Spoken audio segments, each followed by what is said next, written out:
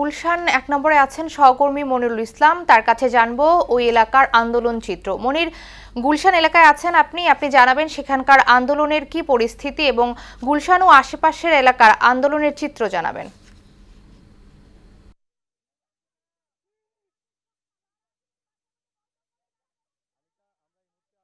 গুলশান ২ নম্বরের শাহাবুদ্দিন পার্কের সামনে।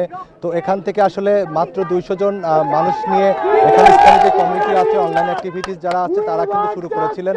এবং আমরা দেখেছি যে যখন এই মিছিলটায় বিক্ষোভটা গুলশান ২ থেকে ১ ঘুরে যখন গেল তখন কিন্তু অন্তত ৫,০০০ মানুষ এর সাথে যুক্ত হয়েছে। তো এই মুহূর্তে আছে আন্দোলন বিক্ষোভকারীদের মধ্যে আমাদের একজন সমন্বয়ক আছে, আমরা তাদের সাথে একটু কথা বলতে চাই যে আপনারা তো দীর্ঘ সময় বিক্ষোভ মিছিল করলেন গুলশান এলাকায়, তো সব মিলিয়ে আপনাদের আজকের কর্মসূচি কি ছিল এবং আগামী দিন আপনাদের কি কর্মসূচি? আপনি কি বিশ্বাস করবেন, আমাদের আজকে কোনো কর্মসূচি ছিল না।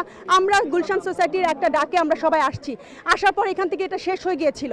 দেন আমি, আমার একটা ছোট ভাই, আমার আরেকটা ফ্রেন্ড, আমরা ৪-৫ জন মিলে উই ডিসাইডেড যে না আমরা একটা মিছিল করে গুলশান ২ নম্বরের দিকে যাব। এবং ওই মিছিলে এত লোক জড়ো হয়েছে, আগামীকালে কি করবেন? আমাদের কোনো কর্মসূচি নেই। আমরা যদি দেখি এরকম কিপ গোয়িং, এভাবে জেনোসাইড চলছে, তাহলে অবশ্যই আমরা আবার রাস্তায় নামবো, আমরা আবার রক্ত দিব।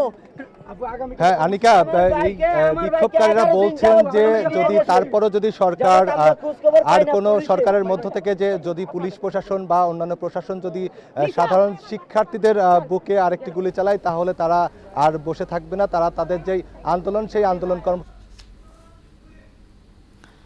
মনির, আপনাকে ধন্যবাদ।